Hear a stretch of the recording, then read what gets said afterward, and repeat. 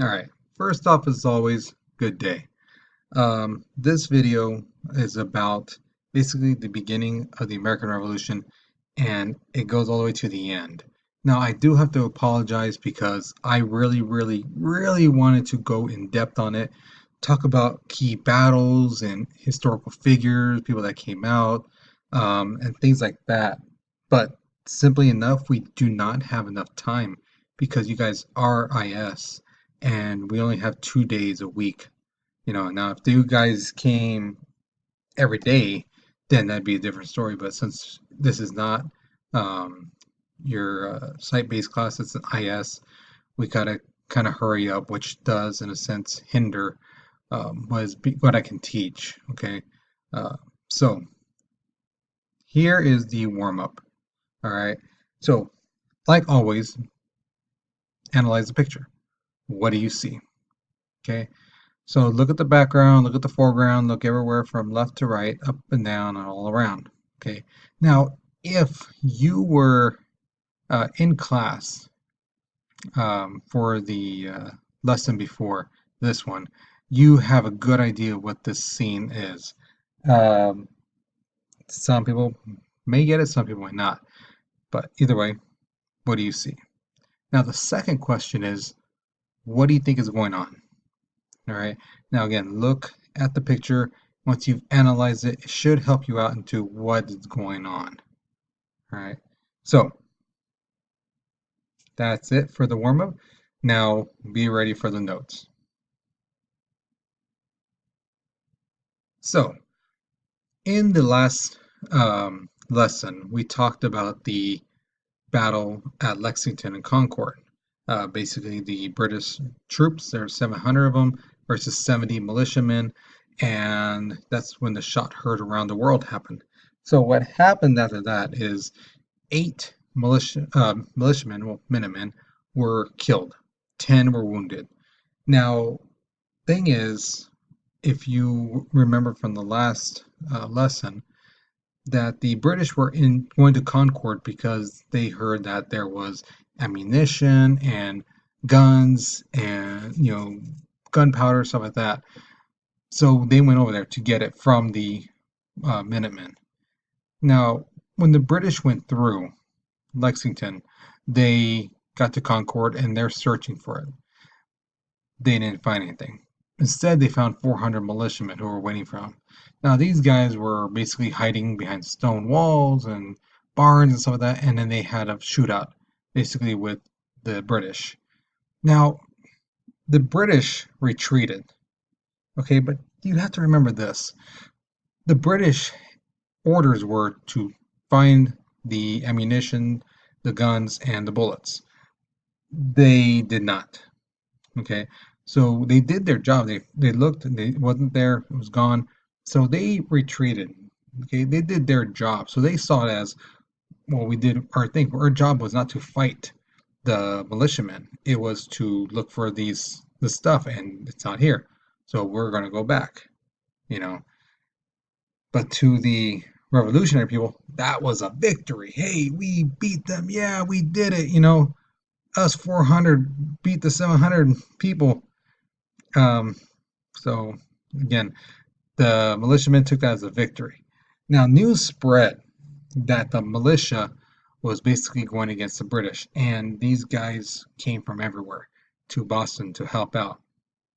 Now, at the same time, the a leader and a commander for the Continental Army was needed.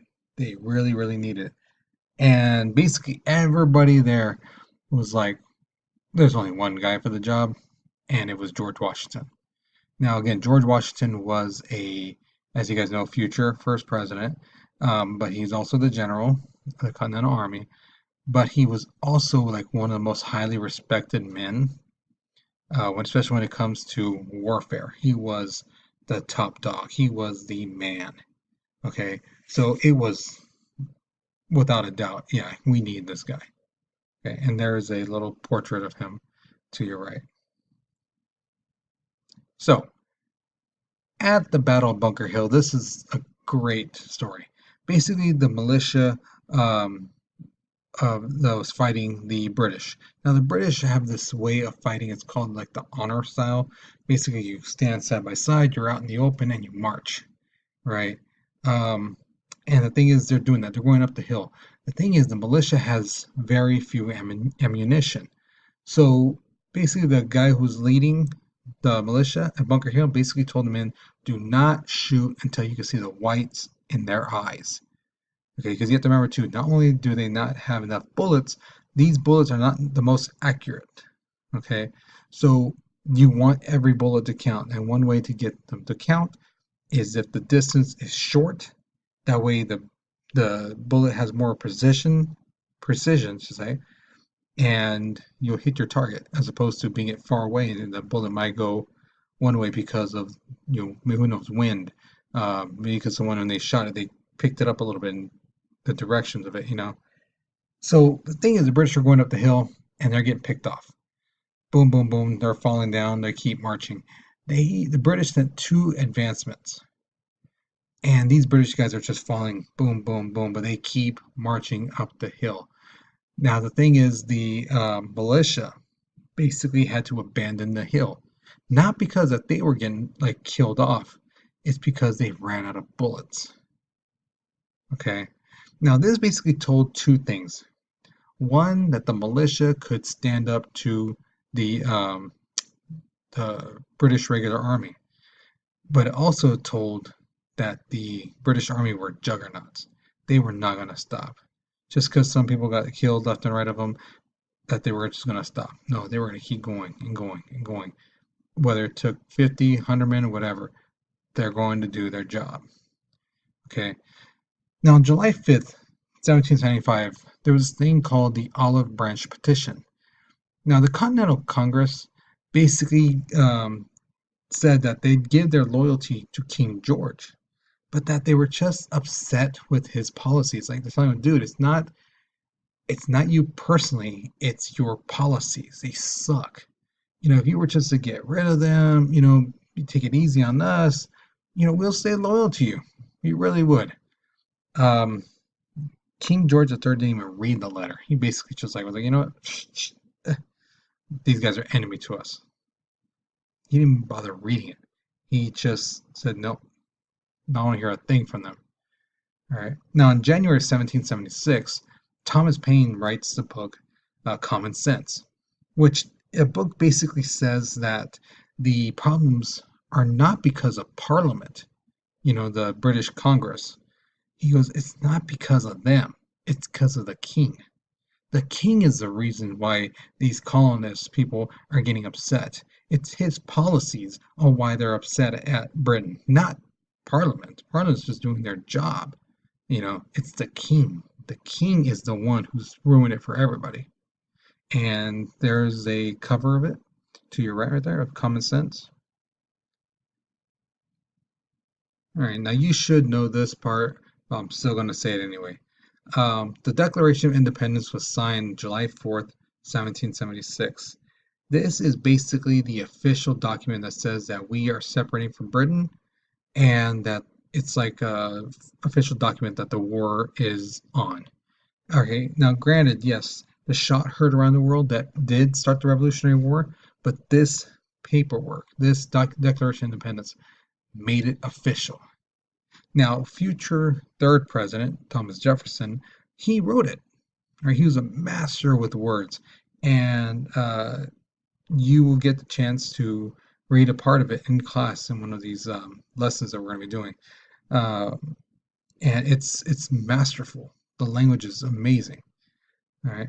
Now, if you've watched boxing or MMA, you may see this thing called like the tail of the tape, basically telling you the pros or the advantages that each person has over the other person. That's what we're going to do right now. So for the British, they had an army that was so large. It was massively large. For being such a small island, they had a lot of soldiers. They were well funded. They had plenty of money to buy new weapons, boats, um, provisions, food and stuff like that. They had plenty of money. Also, they were well disciplined. We talked about that in Bunker Hill. People getting shot to the left and right of them, don't matter. Keep marching. Someone getting shot in front of you, keep marching, you know. And also, they were well experienced. They were traveling around the world. They were going in battles and stuff like that. So they knew fighting. The soldiers knew how to fight. They weren't brookies. They knew what to do when time came to it and stuff like that. Now, for the colonists, basically, like one of the biggest things they had was they were on their home turf. They knew this land better than the British. The other thing that helped them out was their tactics. The British would march out in the open field and stuff like that and just march, march, march. Um, the United States, or the colonists should say, they did that as well, the regular army. But there was also militia people who, set up ambushes and stuff like that. They used different tactics than the British were used to. Okay. Third advantage, not every single British person supported the war. Some of them read common sense and they're like, yeah, you know what? It's not Parliament's fault. I can understand why the colonists are upset at us. So some of them agreed with the colonists, some of them didn't. Okay. Lastly, Britain was fighting for people, including us. They were fighting the French, who was their like mortal enemy. They were fighting the Spaniards, and they were fighting the Dutch. All right. So remember those. So I just told you a second ago to remember those four advantages, because now comes your question. And it says, which of the four advantages the colonies had do you think is the most important, and which one do you think is the least important? And explain your reasoning. All right. So of those four advantages, the being on home turf, new tactics, not much support from their people, and they were fighting too many people spaced out too far apart from each other, stuff like that. So which one do you think is the most important, and then which one do you think is the least important? I don't want you to put them in order, rank them one, two, three, four, just the top one and which one do you think is the bottom one. Okay. So go ahead and write that out.